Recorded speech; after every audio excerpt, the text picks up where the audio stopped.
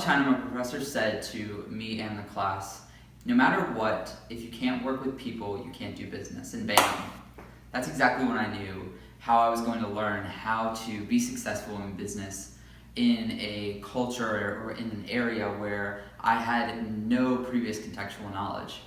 I've decided I was going to focus on learning how to work with the Chinese people rather than focus on learning how to work in Chinese business. And so I started off by focusing with communication, by seeing this common thread within communication where we see that Chinese people, especially within business, value strong and healthy relationships over efficiency and things like low cost. And so you can see this in multiple company visits that we did, especially China Bridge. You see that China Bridge established a name for itself, was able to really integrate itself within the Chinese community. And so by creating those strong relationships, China Bridge has become one of the most successful consulting firms in China. Additionally, we can see this, of course, in Tencent, who has become literally a Goliath in the Chinese marketplace and is able to be that Goliath because of the well-respected name, because of those strong relationships that it holds with others. Finally, of course, we see this with our ECNU friends who we had to establish relationships with before we were able to really move forward with our project. There's this sense of trust that you must understand in people to understand Chinese business. And so that moved into flexibility.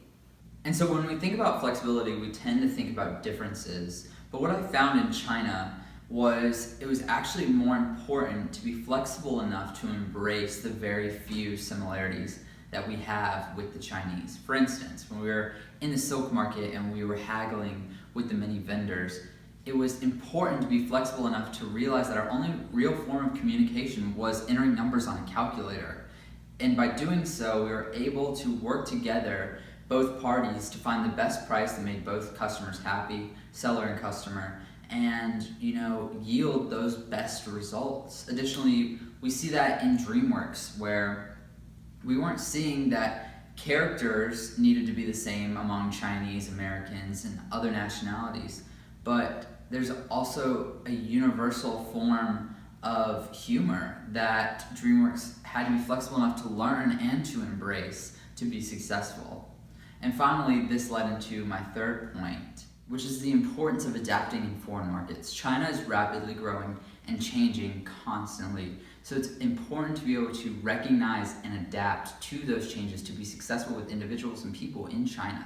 For instance, at Lenovo, they no longer call their bosses by their title and then their name, but they simply just say their name.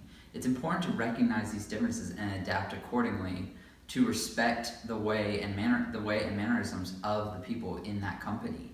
Additionally, saving face, which is really non-existent in American culture, is extremely important to recognize and implement to be successful with Chinese individuals. So in conclusion, being adaptable, being flexible, and being able to implement different types of communication for Chinese markets is crucial to being successful with people. But what you find is that immediately when you become successful with people, you branch out and are able to be successful in business automatically. And so what I learned in China as a business student was that communication and people are important everywhere. And what you find is no matter where you are, if you can work with people, you can work in business.